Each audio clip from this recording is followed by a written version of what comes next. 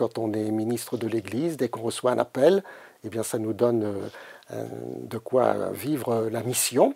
Alors, c'est sûr que comme ça fait à peu près 9 ans que je suis évêque auxiliaire de Rennes, je m'attendais peut-être qu'un jour le nonce m'appelle pour me dire que le pape m'avait nommé sur un autre diocèse. Et c'est ce qui est arrivé le 7 octobre, c'est-à-dire le jour de Notre-Dame du Rosaire. Et j'étais heureux finalement de la coïncidence de cette date. Mais je ne m'attendais pas à ce que le nonce m'appelle, j'étais en voiture. Et donc, je ne me suis pas arrêté. Et j'ai donc répondu au nonce tout en conduisant ma voiture. Et je dis oui, parce que de toute façon, j'ai donné ma vie à l'Église. Et le jour de mon ordination épiscopale, j'ai fait obéissance au pape. Donc, quel que soit le lieu où le nonce m'annonçait que le pape m'avait nommé, c'était de toute façon oui. Je suis originaire du diocèse d'Orléans. Mes parents sont boulangers, enfin étaient boulangers, mais de longue tradition, puisque du côté de ma mère, ça fait 5 générations, jusqu'à ma sœur et mon beau-frère, mais qui maintenant sont en retraite, mais mes nièces n'ont pas pris le relais. Donc ça façonne quand même une manière d'être où il y a beaucoup de travail, où on se donne aux autres. Je dis souvent que j'ai été moi aussi pétri à Orléans, et pétri dans ma foi, pétri dans ma vie humaine, et que pour faire de la bonne pâte, eh bien, il faut pétrir beaucoup, et que le secret du pain, c'est qu'il soit frais. Donc j'espère toujours être un petit peu frais, et d'arriver, malgré mes bientôt 60 ans, dans le diocèse d'Hérédax avec beaucoup de fraîcheur, parce que j'ai eu un ministère de prêtre et d'évêque qui m'a toujours rendu heureux. Après des études en administration économique et sociale lorsque j'étais étudiant, les groupes de formation universitaire qui m'ont aidé à grandir dans ma foi, je suis rentré au séminaire et puis j'ai été ordonné prêtre le 1er juin 1986 à la cathédrale d'Orléans. J'ai fait différents ministères, aussi bien en zone rurale qu'en zone urbaine, en formation, en vicaire général. Voilà. Un jour, quelqu'un me questionnant sur ma vocation de prêtre, et je lui racontais ce qui m'est arrivé, et il m'a dit « Toi, tu es un prêtre obélix, tu es tombé dedans quand tu étais petit ». C'est un peu vrai, parce que à l'âge de 7 ans, j'ai rencontré une vieille institutrice en retraite, et chez qui j'allais faire mes devoirs, parce que mes parents étaient donc boulangers, n'avaient pas trop le temps de s'occuper de moi, mais ils voulaient que je travaille quand même à l'école. Et à la fin des devoirs, une fois qu'on avait tout fait, en attendant qu'on vienne me chercher, eh bien cette vieille demoiselle me racontait la vie de Jésus, la vie des saints, et chez moi, ça a fait tilt. Voilà. Et très jeune, je me souviens très bien avoir dit à mon père, ben, tu sais, moi je veux donner ma vie pour Jésus. Je ne sais pas trop ce que ça voulait dire. Et puis il s'est trouvé que les prêtres que je voyais sur mon chemin, ils donnaient leur vie comme moi je voulais la donner pour Jésus. Donc j'ai dit je veux être prêtre. Et puis finalement c'est sans doute ça que le Seigneur me donnait comme signe, puisque personne ne m'a jamais dit qu'il fallait que je sois prêtre.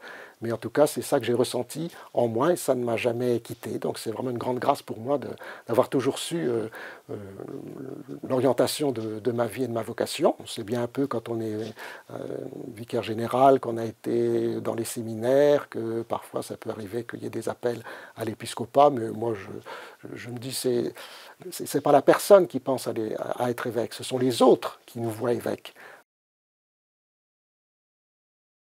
C'est toujours la joie de la rencontre avec les gens, quels qu'ils soient, les jeunes, les moins jeunes, ceux qui sont près de l'Église, ceux qui sont loin de l'Église.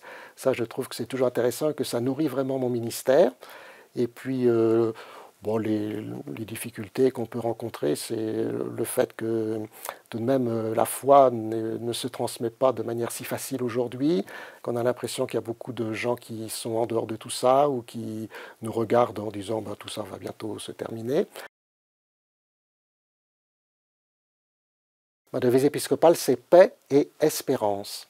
Ce sont deux mots qui me sont venus en sortant de chez le nonce apostolique la première fois où j'ai été nommé donc évêque auxiliaire de Rennes. Et je trouvais que finalement c'était une belle devise pour un évêque parce que c'est lui qui doit assurer la communion, donc la paix, et puis c'est lui aussi qui doit encourager ses frères, donc l'espérance. Et ce sont aussi des mots, surtout le mot paix, que l'on trouve souvent dans la bouche de Jésus. C'est le premier mot qu'il dit lorsqu'il est ressuscité. La paix soit avec vous, il dit ça plusieurs fois. Et puis l'espérance, Saint Pierre nous dit qu'il faut toujours être disponible pour rendre compte de l'espérance qui est en nous.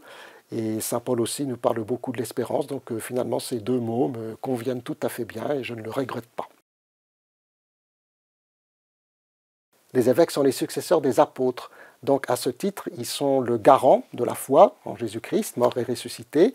Et en même temps, ce sont les évêques qui doivent encourager, exhorter, appeler, le peuple de Dieu. Un des termes que j'aime bien, c'est le terme de veilleur, hein, l'épiscope, celui qui veille, qui surveille, mais pas au sens de regarder vraiment tout ce qui va mal, mais qui surveille au sens de la veille que l'Esprit Saint donne à son Église et qui rappelle que c'est l'Esprit Saint qui conduit l'Église et que nous avons tous à être un petit peu les témoins de cela. Et moi, je tâcherai de le faire le mieux possible dans le département des Landes pour le diocèse d'Aire et d'Ax. Ben, c'est une grande action de grâce, hein. Je remercie d'abord de leur confiance. Moi, je ne me suis jamais senti de trop. J'ai toujours été bien accueilli parce que être évêque auxiliaire, ben, on arrive en plus de l'archevêque, donc il faut trouver son propre chemin. Et je les remercie de m'avoir aidé aussi à devenir chrétien et prêtre et évêque et à pouvoir avec eux avoir pu être témoin de cette annonce de la bonne nouvelle dans un pays comme la Bretagne qui est tout de même encore assez vivant au point de vue chrétien. D'abord, je suis très heureux d'arriver dans le diocèse d'Aire et d'Ax, d'autant que je ne le connais pas, donc je vais faire connaissance avec tout le monde. Moi, je suis là pour succéder à Monseigneur Gachignard et je vais essayer d'écouter les gens, de me mettre à leur portée, de voir comment ensemble on peut annoncer l'Évangile, être témoin dans les Landes de l'annonce de la bonne nouvelle. Et je suis vraiment impatient maintenant de pouvoir arriver dans les Landes, ce que je ferai avant Noël, de façon à pouvoir être ensemble pour cette belle fête de Dieu qui vient parmi nous et pour que nous puissions en être les témoins.